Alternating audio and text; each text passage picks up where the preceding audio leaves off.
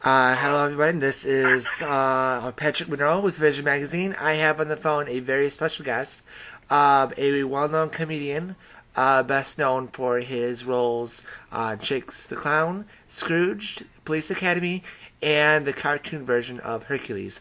I have on the phone with me Bobcat Goldthwat. How are you doing?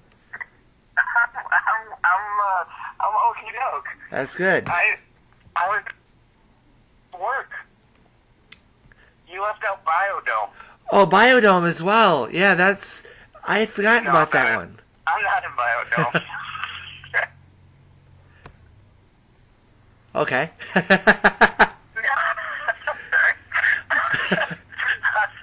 A true comic. What? But all right, Bobcat, how are you doing this morning? I'm fine. I haven't been to bed yet though, because Ooh. I came in from Los Angeles, and then I drove all night from Chicago and got it's a long story, but I'm in Toledo right now. Okay. I'm in Toledo. And so not too far I from want us. to make, I can smell the depression and anxiety in people's breaths. So yeah, definitely in Toledo. Okay. I have a few questions for you. How did you get your start in comedy?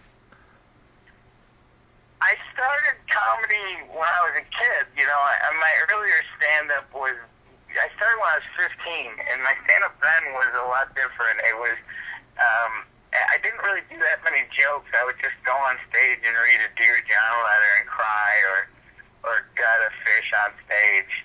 I didn't really, I was like a big fan of Andy Kaufman when I got started, and then I got on Letterman when I was 20, so it was really weird because I started getting booked as a comedian, and initially I was really just trying to make fun of comics. Who has been your, as a kid, who were your inspirations as comics? Who did you want to be like?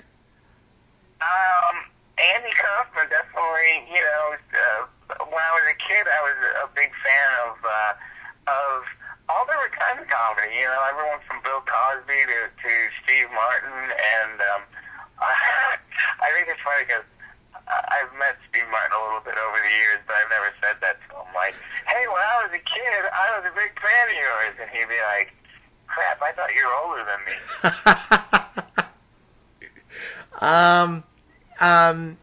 Did anybody ever tell you, no, you can't do comedy, that's impossible, or try for something else? When I was a kid getting started, it was before there was like comedy clubs in every town. So this idea of saying I want to be a comedian was like, like telling your parents that you wanted to be an astronaut or a ninja, Although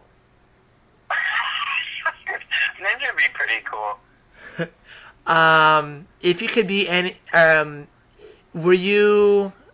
Did your parents ever tell you, why don't you do this instead? No, because that would have implied they would have paid for my college. So they were happy that I became a comic because there wasn't any schooling involved that they had to pay for. They didn't have to put me through like clown college. What has been your favorite part of your career so far? What's been the what? What's been your favorite part of your career so far? It's like making movies. I just finished this new movie, World's Greatest. I mean, not World's Greatest Man. That was one I made before. A movie called God Bless America that was in the Toronto Film Festival, and it'll come out next spring. And it's about a guy who is suicidal, but instead of committing suicide, he shoots the girl from My Super Sweet 16 in the face, and then is convinced by another teenager that to go around and keep killing people. Who has been your favorite person to work with? It's a cross between my friend Tom Kenny. I love working with him, and then and I've known him since I was 6 years old, which is pretty weird because he's SpongeBob SquarePants now. So we went to school together all of our lives, and working with Tom and his wife, and then I like working with Rob Williams, who's actually another old friend of mine. I've known Robin since I was 19, so he and I get along pretty well. Okay. You were also in, as I said earlier, you were in the, well, since the holiday season is upon us, I might as well bring this one up. You were in the comedy Scrooge. What was it like working with such a comic as Bill Murray?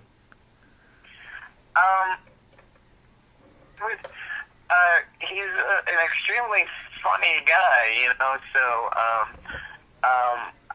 it was really cool and also at the same time super intimidating. But what's funny is that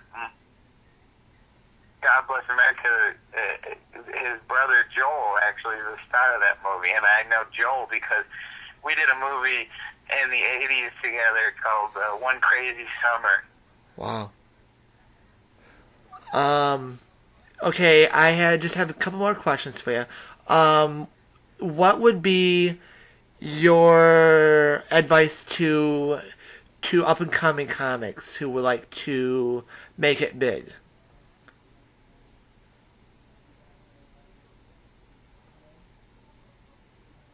Are you there?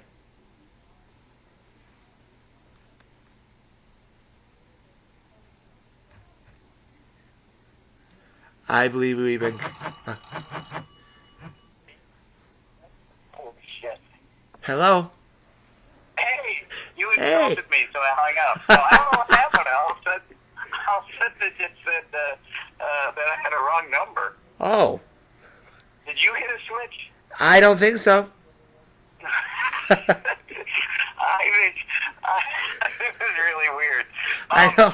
So yeah, this is part 2 of our interview. Oh, yes, part 2. What would be your advice to young and upcoming comics? I would say to try to be very derivative. No, I think young comedians coming up now, they should get on the interweb. That's what I hear is really popular. No, I think young comedians should steal from Dane Cook. No, I think young comedians should dress for success. No, I don't know. I'm just talking out of my ass. I think young comedians should get out. They don't want to end up being bitter has-beens doing phone interviews in a pickup truck outside of a radio station at 7:30 in the fucking morning. That's what I think. But it has been a pleasure talking to you, and just to remind people, you will be in Lansing, Michigan next Friday and Saturday at Connections Comedy Club. Tickets are available at 517-574 4242.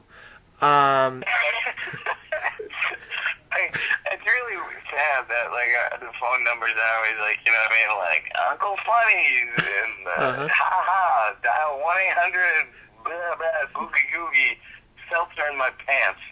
Dial 1-800 poop for your ticket. Right. But anyways, alright, thanks so much.